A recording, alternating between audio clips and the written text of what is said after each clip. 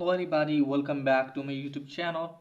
So guys, in this video I'm gonna be showing you how to fix this type of error. So you can see here guys, I want to use this sound. You can see here guys, funny laugh. No, I want to use this one, but it's showing that this sound isn't available. So this sound isn't licensed for commercial use. You can use the following option. So you can see here guys, here are some of the options, but I cannot use this one. So how can you fix it guys? Just simply have to go back. Again go back. Now from here guys, what you need to do is just simply have to open the TikTok app again, and from here you have to tap on your profile, then tap on three lines and tap on settings and privacy option. Now tap on account. You can easily see here guys, my account is business because it's showing here switch to personal.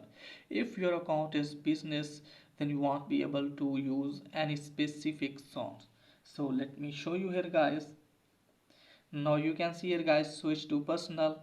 You can see switch anyway. If you switch your account type, you will lose all business account feature. Your account will be no longer show your business website and email.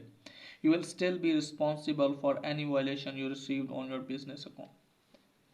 Tap on switch anyway if you want to switch it. Now it's done. So close this page. Now let me show you here guys. Now again I want to use this sound.